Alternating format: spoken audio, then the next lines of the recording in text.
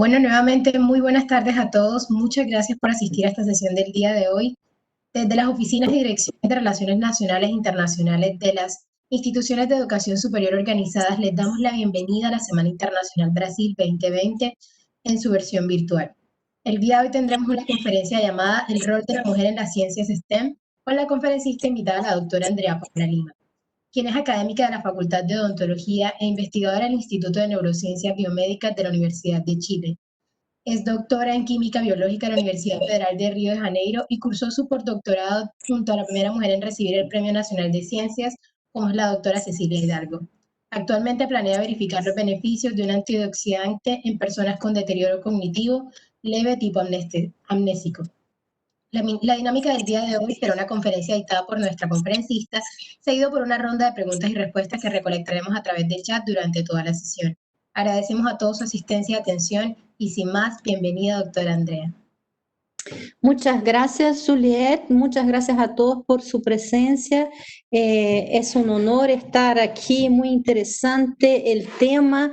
Me convoca principalmente porque les voy a contar que yo, como contó Juliet, yo hice mi doctorado, mi pregrado en Brasil, en la Universidad Federal de Río de Janeiro, pero mi carrera científica en realidad comenzó antes, durante la enseñanza media, cuando yo opté por estudiar en un Instituto Federal de Educación, Ciencia y Tecnología, en el cual yo hice un curso de biotecnóloga.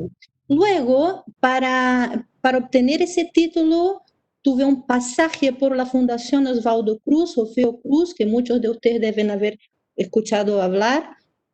Y luego, entonces, ingresé a la Universidad Federal de Río de Janeiro para hacer farmacia, terminé mi curso de farmacia y entré directamente al doctorado en química biológica del Instituto de Bioquímica Médica Leopoldo de Meis. Y cuando terminé mi doctorado, en el año 2007, migré a Chile, donde yo en el Instituto de Ciencias Biomédicas realicé mi postdoctorado en el Centro FONDAP de Estudios Moleculares de la Célula. Y luego del postdoc, finalmente había una idea de hacer el postdoc y volver a Brasil, pero la verdad es que Chile realmente me ha ofrecido muchas oportunidades, entre las cuales ha sido ese ingreso a la Universidad de Chile, de la cual hoy día soy profesora asociada. Entonces, Brasil 2020, Chile, Latinoamérica es algo que me convoca particularmente. Entonces, quiero mostrarle aquí el cambio que yo hice el año 2006, ¿cierto? De Río de Janeiro a Santiago de Chile. Créanme que a pesar de que somos países hermanos, existen grandes diferencias culturales y todo eso es algo sobre el cual uno tiene que construir su carrera. ¿Ya? Pero el tema que nos convoca hoy día es el tema STEM, ciencia, tecnología, ingeniería y matemática. ¿Cuál es el rol de las mujeres en eso? Y en particular, obviamente, el tema que me toca es el rol de la mujer en la ciencia y más precisamente en el ámbito de las ciencias biológicas. Entonces les quiero contar un poco algunas cosas que yo he aprendido de la doctora Cecilia Hidalgo, como se mencionó en la introducción, la primera mujer en Chile a recibir un doctorado. Ella hizo ese recopilado de informaciones. En las primeras diapositivas que les voy a mostrar son referencia a esta recopilación de informaciones que ella hizo. Entonces, aquí primeramente la encuesta L'Oreal, que fue realizada a 5.000 personas aproximadamente en línea, mayores de 18 años, en que se consultó diferentes países del mundo, y aquí estamos primero mostrando los datos de España, donde aproximadamente 1.000 ciudadanos en España fueron entrevistados, y el 63% de estas personas cree literalmente que las mujeres no valen para científicas de alto nivel.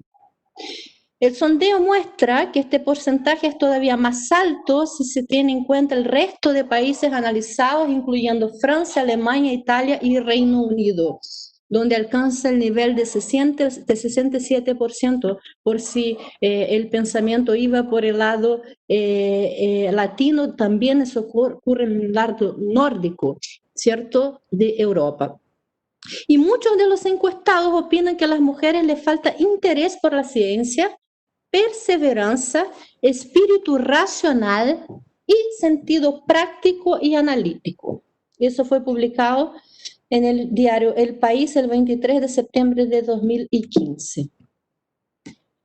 Y bueno, si seguimos con un levantamiento de la literatura, porque se trata de hacer un levantamiento científico sobre el tema, aunque la proporción de mujeres en la jerarquía es más alta, está aumentando lentamente, todavía nosotros tenemos consistentes, significativas desigualdades de género en la contratación, en el reconocimiento del trabajo de las mujeres y en la capacidad científica de ellas para acceder a redes informales de comunicación, en el nivel de los sueldos y en el financiamiento para la investigación y, para qué decir, la obtención de patentes, donde la diferencia es aún mayor. Bueno, en los Estados Unidos, las mujeres constituyen el 21% de los profesores con jornada completa en las disciplinas científicas y el 5% de los profesores con jornada completa en ingeniería, eso en el ámbito académico, porque a mí me tocó una vez estar en una mesa redonda sobre ese tema en una Gordon Conference en Italia, en la que se discutía justamente eso, de que será que en la academia todavía se observa esas diferencias, son tan marcadas así, porque las personas suelen no darse cuenta. Pero fíjense que en la academia, en ingeniería, solo 5% de los profesores son mujeres. Y en promedio ganan el 82% los que ganan los científicos hombres.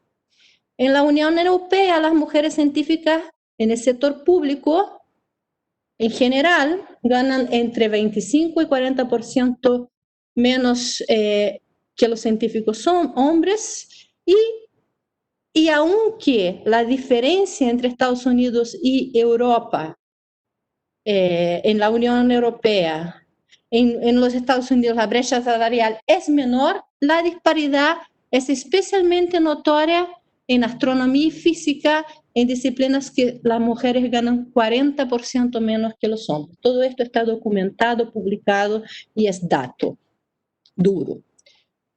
Bueno, las desigualdades también se extienden al menor reconocimiento de los trabajos científicos liderados por mujeres y a la escala de participación de las científicas en todos los niveles de toma de decisiones que afectan la carrera científica.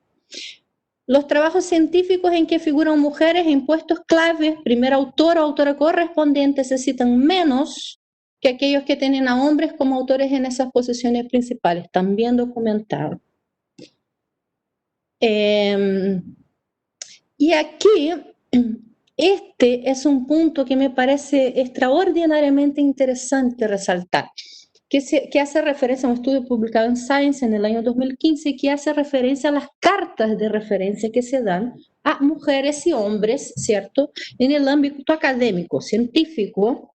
Y si nosotros hacemos un algoritmo de las calificaciones que se les otorga a las mujeres, ¿cierto?, los epítetos más comunes son amigables, agradables, humildes, bondadosas y con frecuencia simpáticas, ¿cierto? En cambio, los hombres contienen las palabras brillantes, creativos, trabajadores, profundos y capaces de ejercer liderazgo. Obviamente, simpática y bondadosa no es realmente la característica que me va a permitir llevar adelante el avance en las fronteras del conocimiento, ni liderar un laboratorio. Por lo tanto, cuando estén los profesores científicos que estén viendo esta charla y que muy bien levantada información por la doctora Hidalgo, no se olviden de cuando estén escribiendo las cartas para sus estudiantes, de esas diferencias que a veces se nos ocurre a todos de manera hasta inconsciente. ¿Ya? Y aquí una otra cosa muy interesante que nosotros cuando preguntamos, lo más obvio cuando se va a hacer un análisis de por qué todo eso pasa, ¿cierto?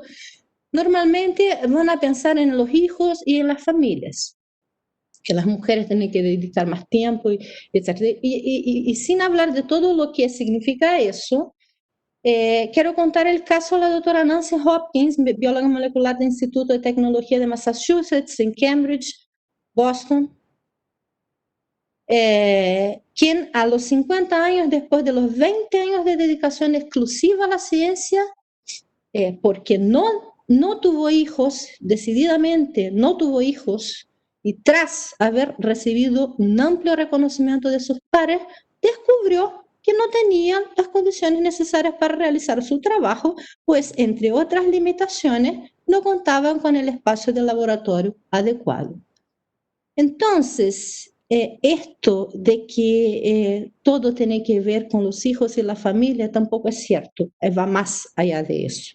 Entonces, esas científicas lideradas por ella llegaron a la conclusión de que todas ellas enfrentaban los mismos obstáculos en MIT y después de haberse dado cuenta de eso, tomando la información, se realizó un estudio histórico para investigar desigualdad de género en MIT, lo que impulsó progresos significativos en el trato hacia las científicas, incluyendo la dirección del instituto. Si nosotros pensamos en las rectorías de las universidades,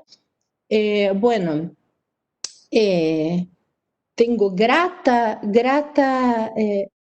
soy grata de poder entregar la información que en la UFRJ ahora finalmente contamos con una decana, una rectora que es mujer, fue mi profesora, Denise, fantástica, muy competente, pero en la Universidad de Chile, donde trabajo, no ha existido hasta el momento ningún rector del género femenino.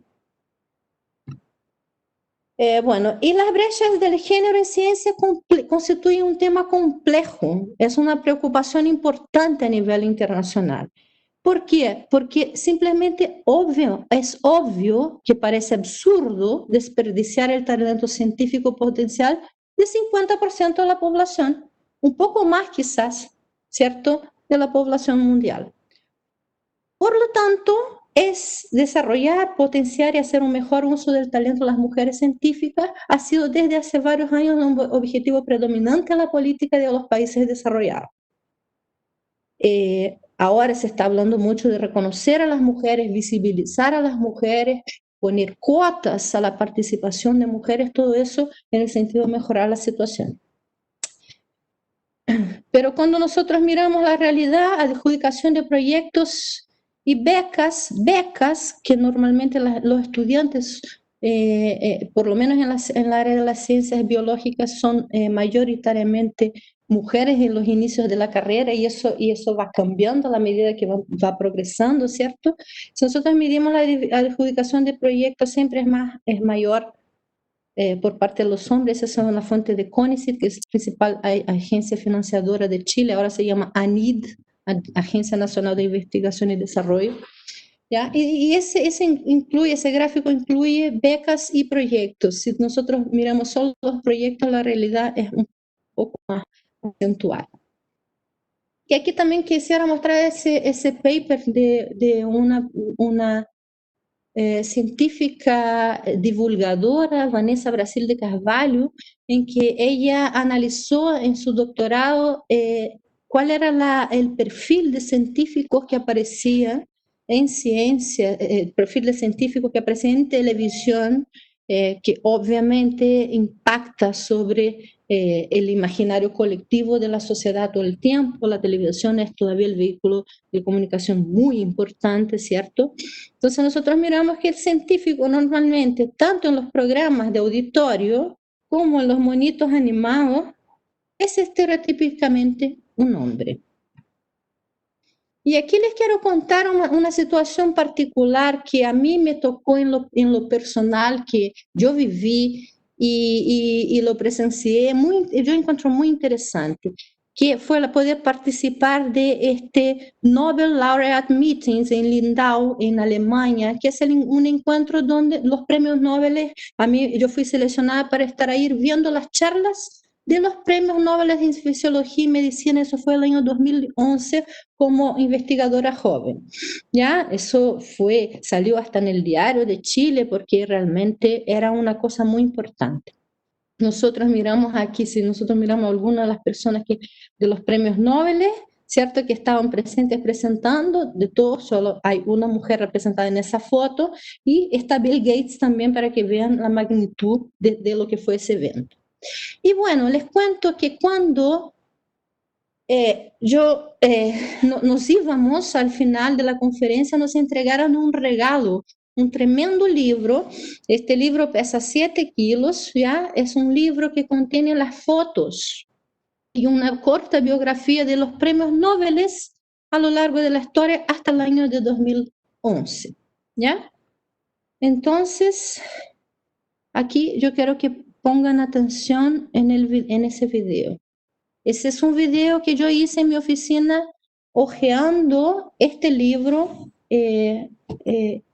durante la grabación.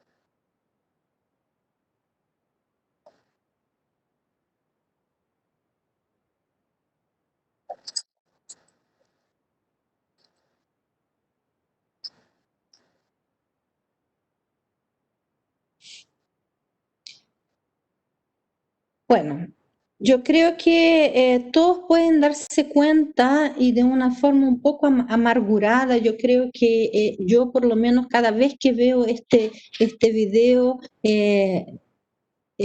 siento varias cosas al mismo tiempo y es notable, yo creo que está de más decirlo, pero como es una presentación, notable la ausencia de mujeres, notable la presencia de hombres de un mismo estereotipo, de un mismo fenotipo, ¿cierto?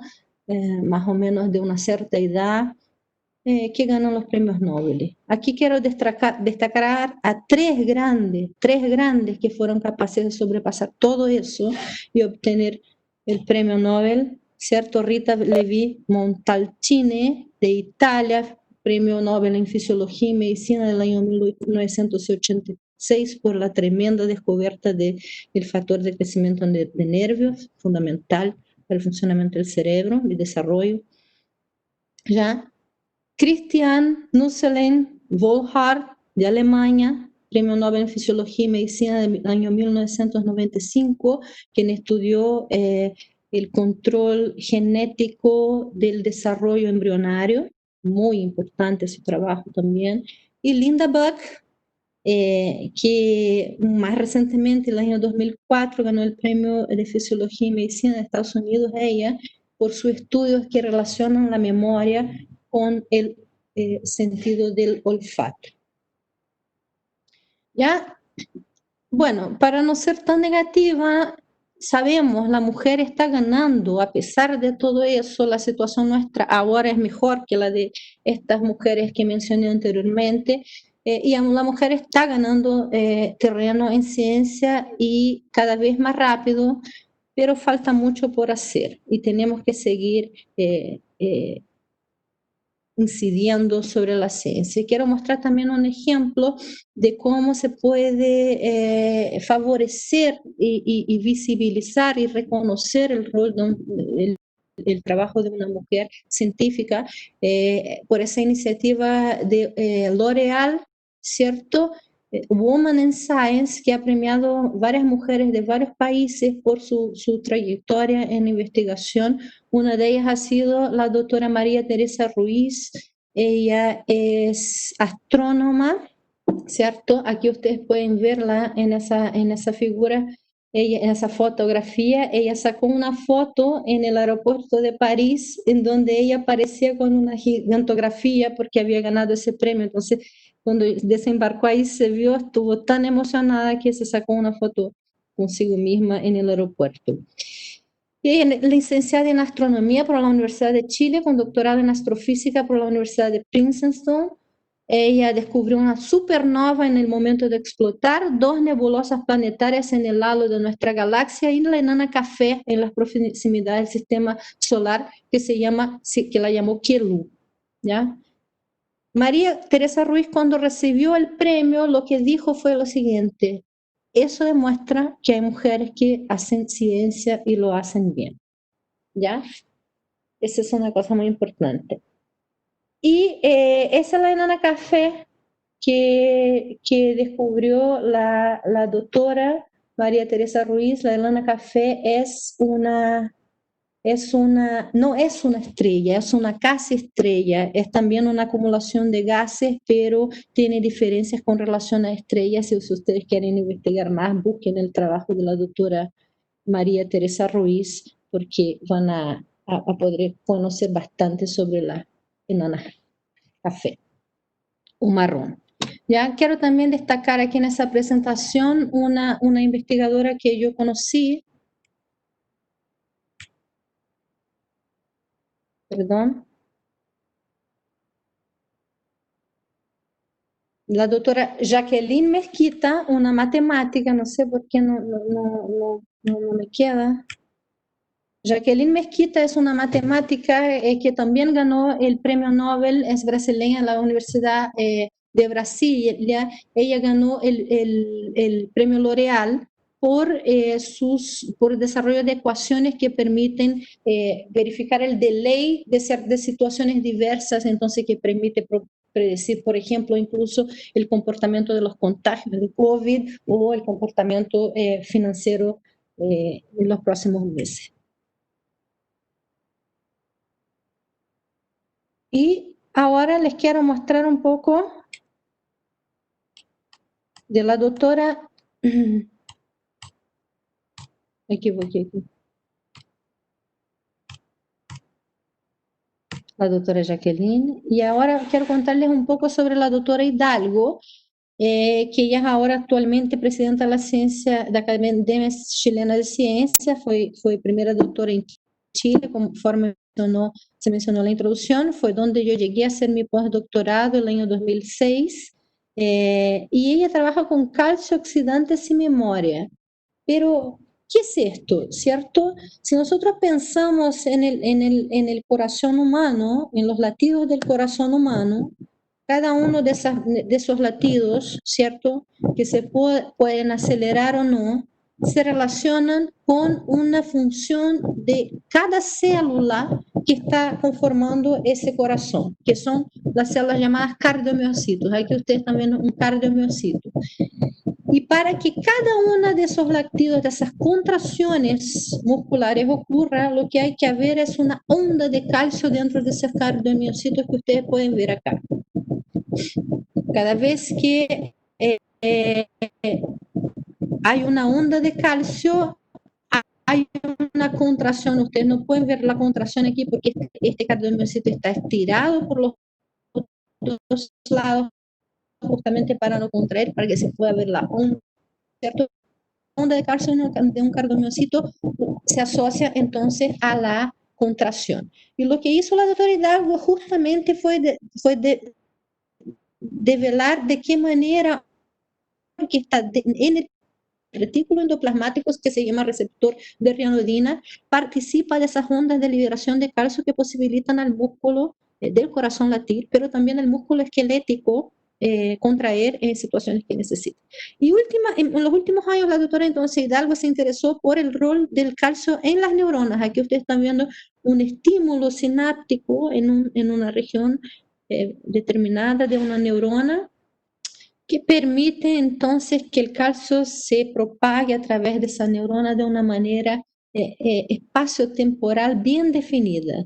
Y nosotros sabemos que esta espacio-temporalidad de la señal de calcio determina las diferentes funciones que tiene una célula.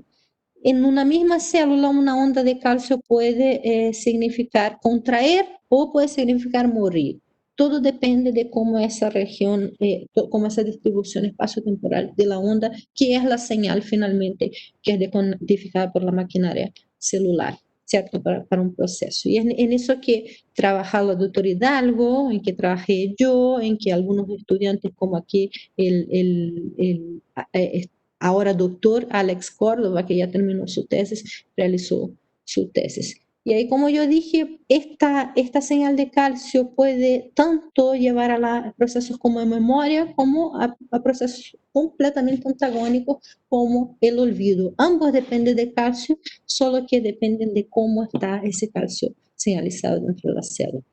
Y si ustedes ven en ese laboratorio, yo conocí mayoritariamente mujeres, ¿cierto? En que nosotros hemos podido demostrar que este receptor de rianodina en las neuronas del hipocampo tiene una función muy importante relacionada con la adquisición de la memoria y la mantención también de la memoria, ¿ya?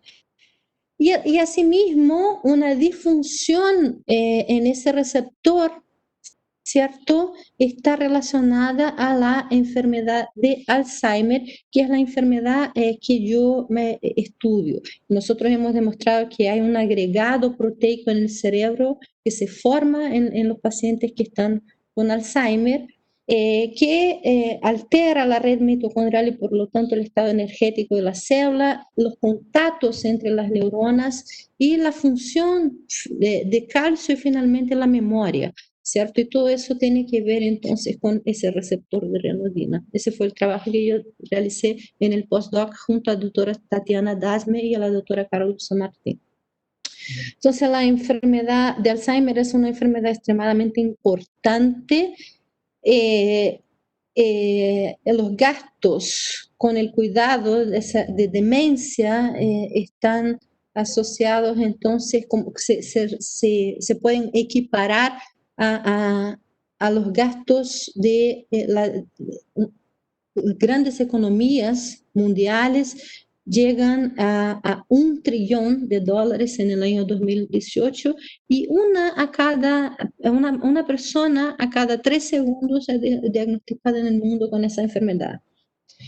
Quiero contarles también desde el punto de vista de la mujer esa historia del Alzheimer a través de esa persona que se llama August Deter. Nosotros conocimos las primeras informaciones que tenemos sobre Alzheimer porque este doctor aquí, Alzheimer, estudió el caso de ella, en que ella dice, él hace una serie de notas, ¿cierto?, de lo que ella dice, y como conclusión de esas notas él pudo describir que lo que le pasaba a ella era una alteración relacionada con el lenguaje, la memoria y la capacidad de ubicación en el espacio, ¿ya? Y su frase clásica mientras él era entrevistada por él, ella siempre decía que se perdió de sí mismo al doctor.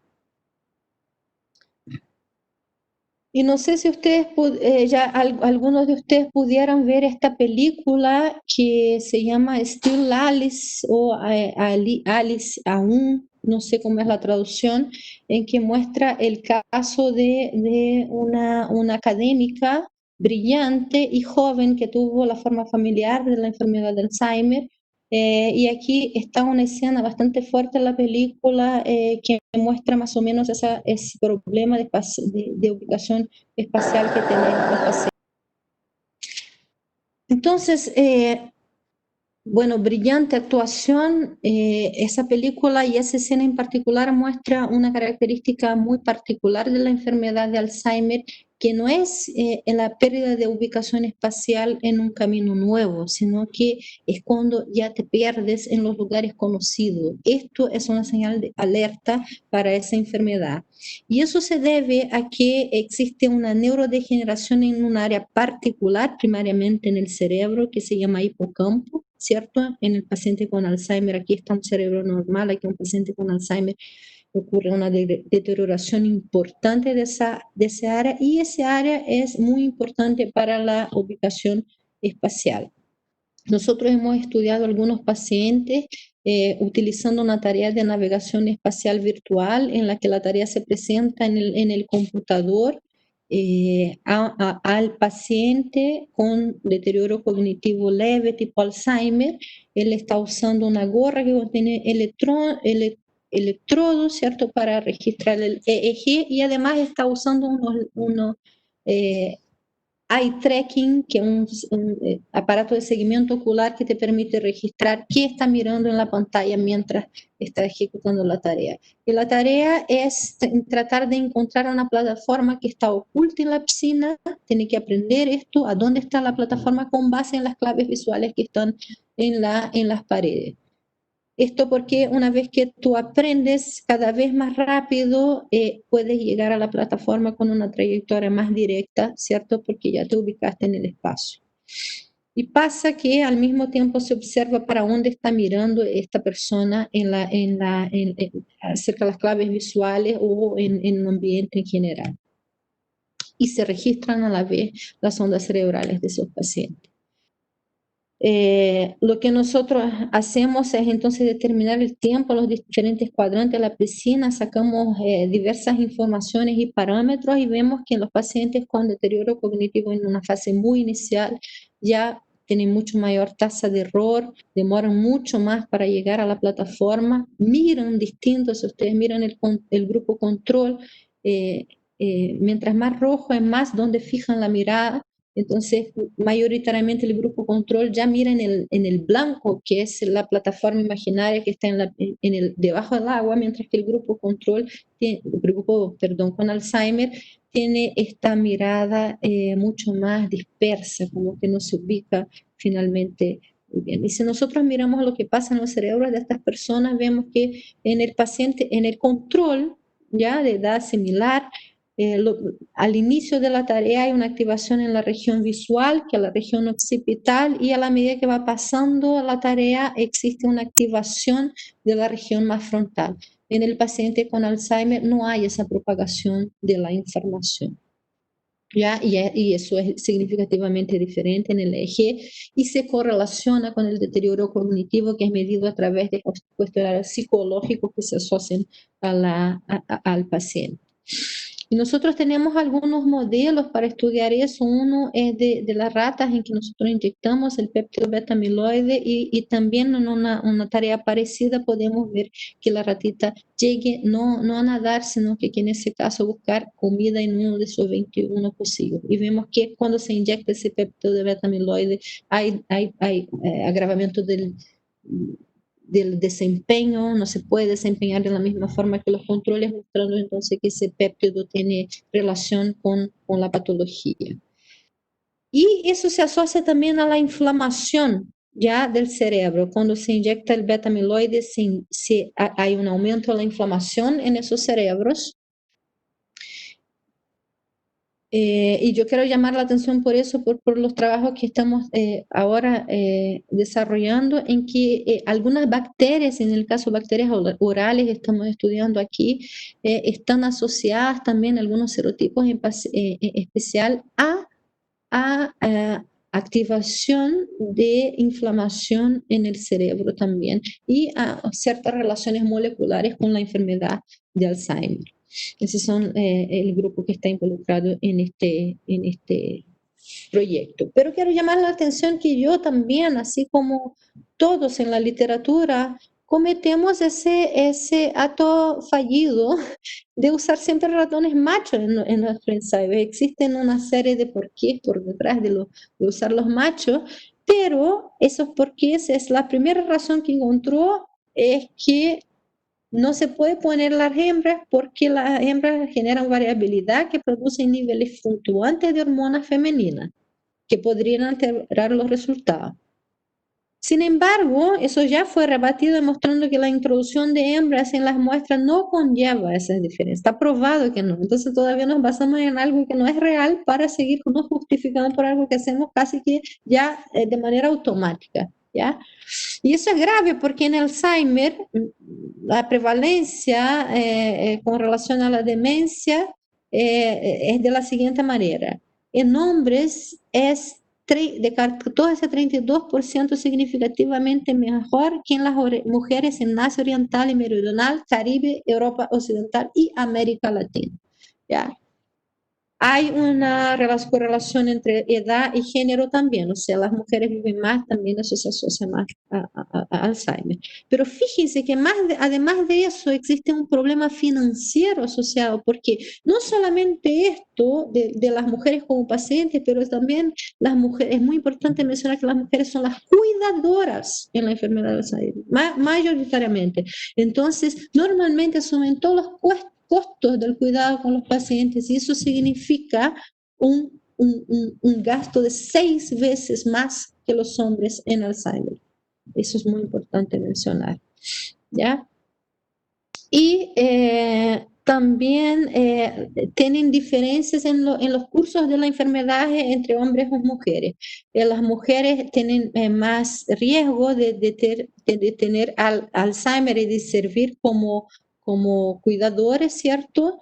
Y también asumir los costos de la enfermedad. Entonces, cuanto a los factores de riesgo, en promedio tenemos 2 veces más riesgo de depresión, que es relacionado a la enfermedad de Alzheimer, 70% de riesgo mayor de Alzheimer, tenemos más riesgo de tener menos educación y la menor educación se relaciona a más Alzheimer. Otra cosa muy interesante, otro lado muy interesante, los hombres que no tienen mujeres casadas, no son casados, tienen más riesgo de demencia porque no tienen el cuidado femenino. Y las mujeres en edad biológica de menopausa tienen más propensión a desarrollar hipertensión, lo que está, y así como en el embarazo, lo que ambas cosas, entonces llevando a hipertensión que está relacionada con la enfermedad de Alzheimer. Entonces, la transición a la menopausa también ha sido asociada con aumento del riesgo de enfermedad de Alzheimer. Las mujeres con Alzheimer tienen atrofia más rápida hipocampal, tienen tener más síntomas afectivos de discapacidad y mayores tiempos de sobrevivencia, y los hombres muestran comportamientos más agresivos y mayor mortalidad, progreso, tienen menos duración en el progreso de la enfermedad que las mujeres. ¿Ya? Y por las últimas diapositivas yo quiero dedicar a hablar de la pandemia y mujeres, ¿cierto? La pandemia, eso es un estudio de abril de 2020, el impacto del COVID en las mujeres. Eso ya hay estudios demostrando que todo lo que yo demostré anteriormente va a empeorar por la pandemia, aumentar la vulnerabilidad social, política de los sistemas económicos y aumentar las desigualdades de género. ¿Ya? En particular en la ciencia, también salió en Nature, las investigadoras están mayoritariamente siendo afectadas por la pandemia. Normalmente tienen que asumir con mayor proporción las tareas relacionadas con la casa, con los hijos, con la educación de los hijos online y todo eso, que los hombres, y eso ya ha afectado más la carrera femenina que la masculina, esto está documentado también. Entonces, más o menos esa charge, donde está aquí la meritocracia, y ustedes ven una largada con hombres blancos, de una edad más o menos parecida a la que las mujeres, y ahí todas las barreras a las cuales la mujer tiene que pasar para llegar allá, ¿cierto?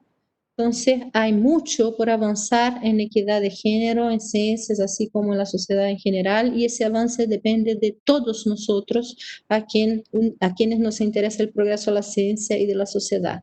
Quiero agradecer especialmente a mis estudiantes, todos muy percatados del tema y muy engajados en la causa femenina en la ciencia. Un agradecimiento especial a ellos y también a los colaboradores y los miembros anteriores. Muchas gracias y recibo sus preguntas con mucho gusto. Muchas gracias, doctora Andrea. Justamente mientras estaba hablando inicialmente que comentaba lo de los premios Nobel, me puse a buscar porque me pareció muy curioso los datos que nos estaba dando y encontré en internet que se le ha otorgado el premio a 866 hombres, 53 mujeres y 24 organizaciones.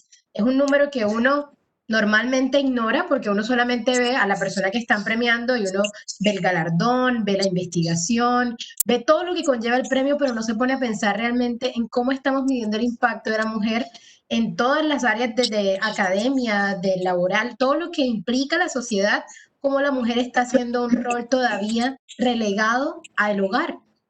Me Sí. pareció muy interesante.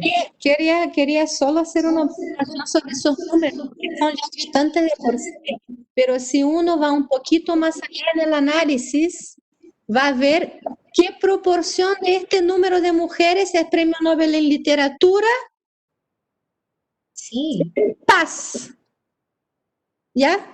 Lo poquito que queda a las ciencias duras, como decimos, ¿cierto?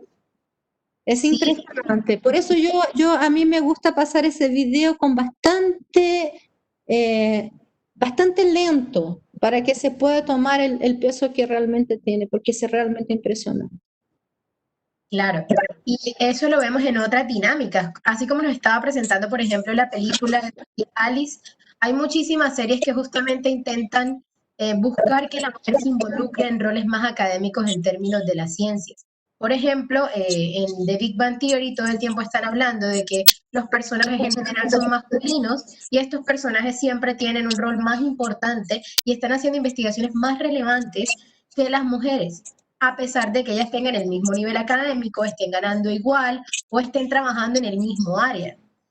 Y es una dinámica que es importante considerar, teniendo en cuenta que a día de hoy todavía estamos involucrando a las mujeres muy en las áreas de las ciencias de la salud, en las ciencias en las humanidades, pero no estamos pensando en las ciencias duras para la mujer. Exactamente. En nuestro papel es realmente hacerlo visible estas cosas, porque cuando uno muestra los datos, ellos gritan por sí mismos.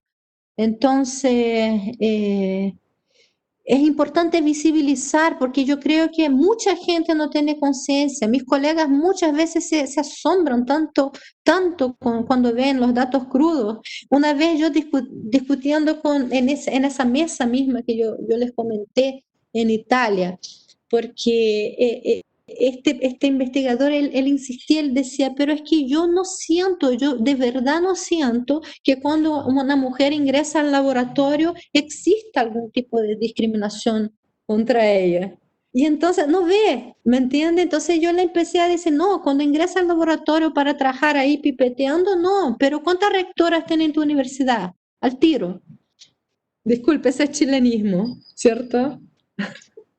Los chilenos me enseñaron a hablar español. No hay problema, igual es muy importante que estos espacios también generen la interculturalidad y que estemos aprendiendo de diferentes espacios y de diferentes culturas. Ahora, en el chat tenemos a una docente, la docente Roquelina Pianeta, nos dice muchísimas gracias, doctora Andrea, nos alienta como mujeres investigadoras a continuar con nuestro propósito. Y tengo una pregunta, ¿esa relación con las bacterias orales periodontales en específico es de casualidad o según sus conocimientos podríamos quedarnos en definitivamente es eso solo de asociación? No, mire, cuando yo escuché primera vez sobre ese asunto fue por ahí, por el año 2015, y en ese momento existía una asociación medio laxa, epidemiológica, sin mucho fundamento. Sin embargo, si nosotros miramos la literatura actual, podemos ver que este tema está en Science, en Nature, en las revistas más importantes de investigación, porque se están encontrando realmente conexiones que van mucho más allá de conexiones moleculares, ¿ya? Se sabe que hay algunas bacterias periodontales en particular y otras bacterias que también involucradas en otras infecciones que son capaces de estimular el sistema inmune de una cierta manera, que se liberan mediadores inflamatorios crónicamente a la sangre, ¿ya? Y también no solamente mediadores inflamatorios, sino que algunas bacterias secretan proteasas, que son enzimas que les dan la capacidad de invadir los tejidos. Y ya se ha demostrado que en el cerebro de pacientes con Alzheimer se encuentra bacterias orales, por feromonas gingivales particularmente, está bien demostrado. Y si uno inyecta por feromonas gingivales en una rata con Alzheimer, aumenta todos los síntomas, o sea, el deterioro cognitivo, el nivel de placas, la fosforilación de tau, etc. Eh, pero también si inyectas en una rata que no es modelo de Alzheimer, una rata wild type, o sea, es salvaje, normal, sin enfermedad ninguna, esta rata, si la pones en un test de memoria, tienen deterioro cognitivo. Entonces, ojo con la periodontitis porque es una enfermedad grave. Si ustedes miran la destrucción ósea que causa la periodontitis, es una demostración clara de la capacidad de degenerar el tejido que tiene esas bacterias.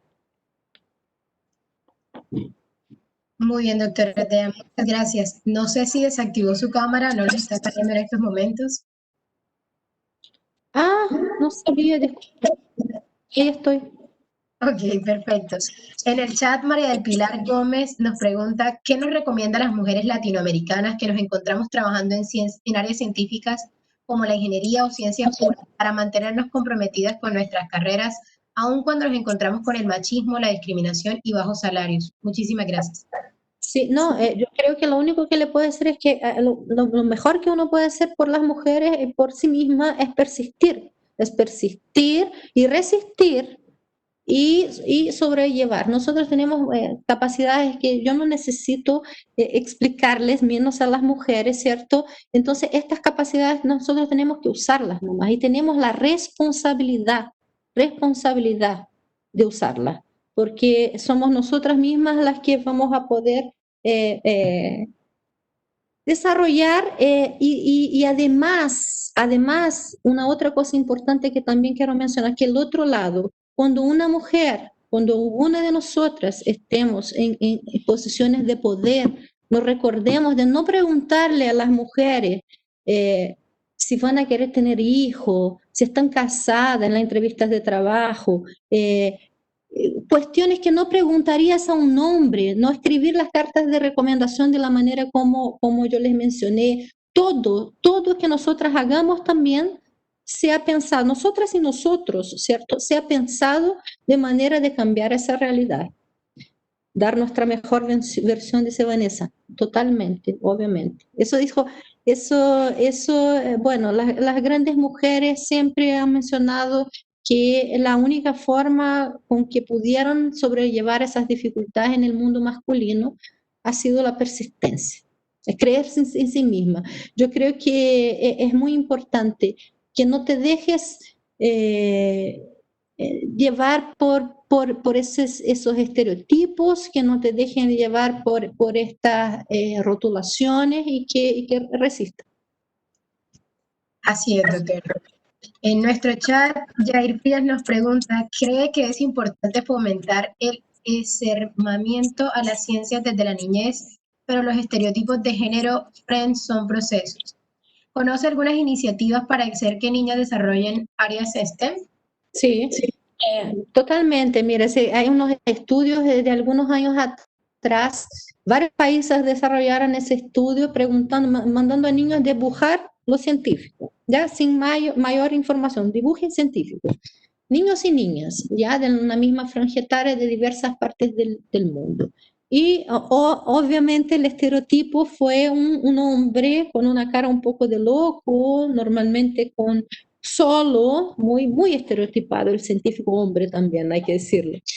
Nada que ver con lo que uno es en el laboratorio. No sé si ustedes vieron la foto de mis alumnos, nosotros somos muy felices en el laboratorio. Pero esa es la idea que está en el imaginario colectivo ya desde muy chico, eso está comprobado científicamente.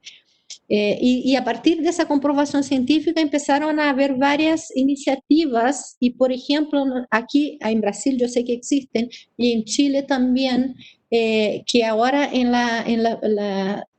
desde el Ministerio y de algunos centros de investigación Millennium están tratando de hacer esas charlas de que una científica va a los colegios y muestre lo que hace, perdón, y inspire a otras niñas a desarrollar una carrera científica, principalmente matemáticas, físicas, ingenieras y etcétera.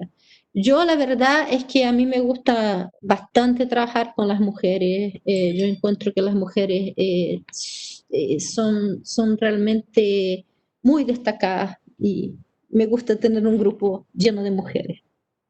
También me gustan los hombres, obviamente. Sí, todos, la cosa es que no haya discriminación y que no haya, y que las mujeres no tengan que llevar esa carga mayor y ni pasar por todas las barreras esas como de la imagen final de la charge cuando uno está en la largada de una corrida. Eso no debería ser, no tiene por qué ser y tiene que cambiar. Uno de sus estudiantes justamente está en el chat y dice, un orgullo ser de su equipo. Muchas gracias por la exposición, profe. Saludos desde Chile. Saludos, Catherine. Muchas gracias. Ella fue la segunda colocada de una revisión sistemática en Congreso de Investigación recién. Felicitaciones, Catherine. Sí, felicitaciones, Catherine. Y bueno, este espacio realmente lo que intenta es convocar a más personas a que todo el tiempo estemos formándonos y entendiendo que el rol de la mujer y el rol en general del género tiene que cambiar el día de hoy y tenemos que comenzar a pensar en que la inclusión no es solamente fomentar un espacio donde invitemos a una mujer, sino donde existan cada una de las personas que tengan una identidad de género diferente, la posibilidad de expresar sus ideas y de posibilitar espacios para que todas las personas tengan muchísimas más posibilidades de crecer. Ahora, y con el propósito de continuar con estas conferencias que hemos tenido tan femeninas, tenemos una conferencia el sábado 28, perdón, el 28 de agosto, sí, este viernes, que se llama Cómo ofrecer ayuda psicológica a quien lo necesita con la doctora Tatiana Pereira. Estamos invitándolos a todos, incluyéndola a usted, doctora Andrea, para que esté con nosotros en esta sesión. Creemos que es muy importante que esto que estamos haciendo va a nutrir lo que estamos haciendo como educación superior y que va a nutrir también los espacios de los estudiantes y pensarse que la internacionalización, que la educación no es solamente lo que vemos dentro de un salón y no es solamente cuando hacemos un viaje, sino cuando estamos interactuando con otras culturas y otras personas que tienen una perspectiva diferente. Nuevamente, muchísimas gracias, doctora Andrea, y de verdad la esperamos en nuestra universidad el próximo año, porque esta versión es virtual, pero vamos a tener una versión presencial donde nos encantaría tenerla a usted compartiendo con nuestros estudiantes y todos los académicos. Muchas gracias por la invitación, fue un honor, un gusto, y me quedé muy ilusionada de conocer a Colombia. Todavía no conozco Colombia y tengo realmente muchas ganas de conocer este país maravilloso. Un abrazo a todos de Colombia, un abrazo a los de Chile, los de Brasil que estén asistiendo. Gracias por su presencia y participación. Así es, muchas gracias a todos y que tengan un feliz día. Y muchas gracias, doctora Andrea, nuevamente. Gracias, chao.